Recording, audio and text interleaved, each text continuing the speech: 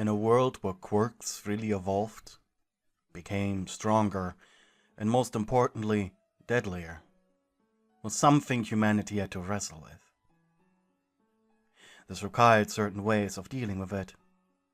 One of these things was the return of the death penalty a few years ago, in response to the emerging threat of the Paranormal Liberation Front. This news had kicked you in the gut like a mule, as you worked as a medical health professional in a prison for villains. Now you had become responsible for the systematic extermination of them. But that was okay. You could tell yourself that they were redeemable, and that many of them had committed acts of violence so grotesque, anything but this would be unfair to the rest of society. Often the deaths were publicly broadcasted across the country, for reasons of propaganda. You couldn't even begin to imagine what kind of person would willingly watch these events. Of course, your husband Bakugou, a pro hero and currently number 10 in the hero ranking, was all for it, as he saw firsthand what these people were capable of. According to him, he saw your job as an extension of his, and proved that the system worked. Only recently understood how this aspect of your job actually affected you. Yet still he always bragged about it to your friends. Luckily today was nothing of the sort planned. Due to it being a slow day, you had decided to go through the piled up paperwork on your desk. Before cleaning up your office, however, there was this foreboding feeling you had. Your own quirk was unrelated to anything that could predict the future, so this really was just a gut feeling. What exactly did it tell you? Simple. It was simply too quiet today. And that meant that fate was going to pull out the big guns.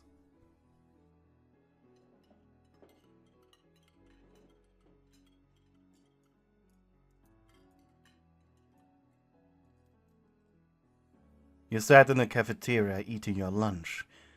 Due to the high security of the prison, the inmates were all in their own solitary confinement. So places like the dining hall were mostly filled with relatives of prisoners or guards on break. Your eyes carefully darted around the room. There were strangers amongst the people. There were uniforms of... A cold shower washed over you, and you dropped your fork, instantly having lost your appetite. As quiet as you could, you went to dispose of your now unappealing meal.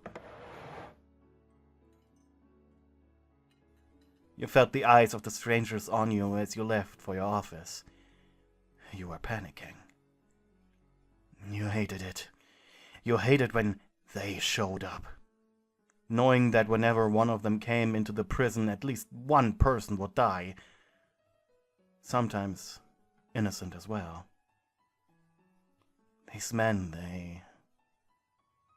they were monsters. In a world where quirks evolved, becoming stronger and more deadly, there was one organization that was actively fighting this threat, the GDE, the Global Defense Effort. And whenever their men knocked on the prison's doors, it meant someone with an unbelievably powerful quirk was sent to your table to be euthanized, to prevent the quirk from wreaking havoc in a society that already was plagued by superpowered villains. With shaking hands, you sat down in your office, grabbing the rest of your morning coffee, not caring how cold it was. Soon, a heavy knock echoed from your office door. As per usual, they just entered without you even answering or giving permission. A man in heavy Kevlar entered.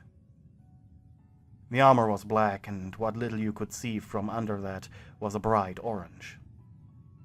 He wore a black helmet with its visor up, revealing his face. An armband of the German flag was wrapped around his shoulder. The man was pale. His eyes seemed hungry. The one strand of hair the helmet allowed to escape was perfectly white. "Guten Tag," said the man, and without another word he sat down in the chair before you. "My name is Thomas Gutendorf." A German. Great. "I am with the GD. I can tell," you spoke calmly. "Ah, that is great. Then you are also aware of the reason why we are here." You fidgeted in your chair as he pulled out a document out of one of the armor's pockets. "This is GD test subject 509. Today you will be his executioner." He slowly reached out and took the document. As expected, code red, threat level 10. That alone might as well be a death sentence for anyone. "What's his quirk?" you mumbled. Gutendorf chuckled. "It is all there in the document." You put the paper down and folded your hands on the table. "Then just tell me how dangerous he is." "The test subject has shown little cooperation with the GDE forces and is responsible for multiple containment breaches." You shrugged. "And what about these reality things you guys have?" "The test subject's quirk disables the reality anchors we employ, as their quirk is not related to the manipulation of our reality." You blinked. "And even if they were, the reach of their quirk is grander than the reach of our anchors, meaning they get destroyed before even coming close enough." "How many lives have they taken?" The man grinned but didn't reply. Never a good sign. This meant either that the subject in question hasn't killed anyone yet, or the death toll was redacted, mostly out of shame for how many men they may have lost in the containment of this person. You buried your face behind your hands. "Will it be public or secret?" you muttered. "Yeah, basic NPE. NPE. Non-public execution." "Need I remind you of your duties, madam?" "Fine," you sighed. "I'll do it, just let me mentally prepare." Thomas rubbed his hands before looking at one of the pictures on your table. "You have a beautiful husband, madame. May I inquire about his quirk?" Instantly your head shot up. "Is this a threat?" you barked. The guard's grin widened. "This is for the safety of the world. You understood that the moment this all had been reinstated. How long have you been working here, madame? How much have you participated in this?" You sighed. "This is the 5th time you people show up. Just knowing most of them are just born with a too powerful quirk, it's inhumane." The man's face turned soft. "Madame," he sounded serious, "this is important for the safety of us all. This person can level entire cities in seconds. It doesn't matter if they will do it or not.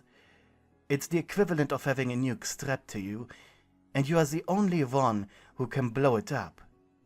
But one wrong step, maybe you trip, and it goes off despite your best efforts. This is for the betterment of mankind."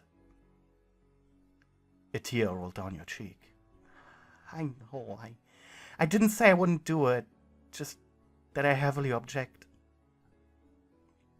Now Thomas smiled again. His tone, however, was still serious. "Very well then. We will deliver the subject in a handful of minutes. Prepare the injection, doctor. It will be over soon."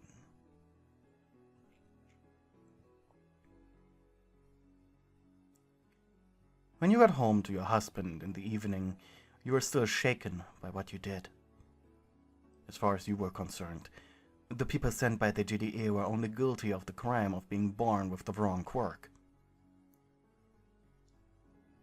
Bakugou was lying on your couch, watching something on your laptop as he was chewing on a chocolate bar.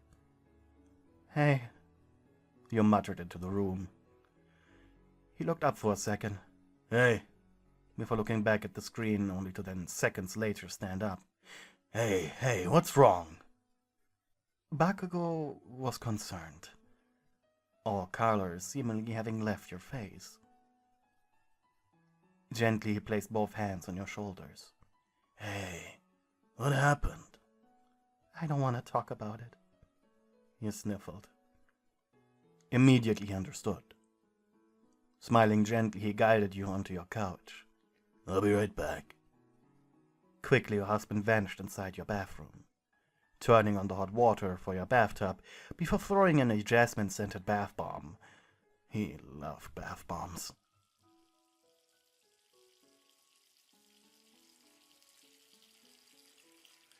Meanwhile, you stared at your laptop. Bakugou was watching the newest episode of an anime. You blinked and frowned when you realized the art style. You and him watched this show together religiously. Couldn't he have waited for you to come home? You sighed. After what you did today, this really felt petty.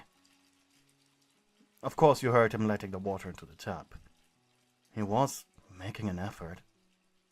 And this certainly wasn't up from when your relationship started. You forced a smile as a memory crawled its way into your mind. He had been borderline undateable, with his lack of tact and anger issues. Thankfully, his mother had been there teaching you where to exactly punch him, just to shut him up when he went on a rant. After a few minutes, he left your bathroom. Almost entirely naked, save for swimming trunks. "Wanna go for a dip?" he asked. But you were too distracted by the trunks. "Why are you wearing that?" He blinked. "To take a bath with you." "You have taken a bath with me before. Why do we need that now?" Bakugou sighed. "Do I really have to explain why?" He had a mild blush on his face. Impatiently you tapped your foot on the ground. "I don't want... you know..." There was only one thing in this world Bakugou got shy about, but you really wanted him to say it. Mostly out of petty revenge for the anime thing. "Oh Christ, I don't want my boner to get between you being sad and me trying to comfort you. There, happy?" You sighed and got on your feet as you took off your shirt. "Yes, I am," you growled, reluctantly as you walked past him. You stared at the filled bath as Bakugou got in first. "Go on," he said. You sighed and got in yourself, sitting down on his lap. The water was so hot it hurt. A pain gasp escaped you, but soon you got used to it. "Better?" he hushed into your ear. "Yeah," you breathed. His hands gently rested on your tummy, while he nestled his head on your shoulder. "Do you want to talk about it?" he asked after a minute of silence. "Not really." "Are you sure? You seem pretty distraught. Was it them again? The military, I mean." You shrugged in affirmation. Whenever you didn't want to talk about something, he proved unbelievably patient by simply asking questions. Patience he didn't have for anyone else, not even his mom. But it didn't make you feel special. This was the least he could do after all. Bakugou was never one for presents or flattery, which made patience and unspoken understanding his way of showing affection. Quietly you placed your hands on his and intertwined your fingers with the ones of his hand. "I'm a killer," you muttered. "How am I any better than them?" He huffed in thought. "You want to know why there's a clear distinction between heroes and those German super soldiers? You know, the Valkyries and Knights?" "I don't." Bakugou sighed. Heroes represent justice. They're an ideal to strive for. Sure, you hear me say, I'll kill you a lot, but that is me just being me. I don't mean it. But a hero needs the disconnection between,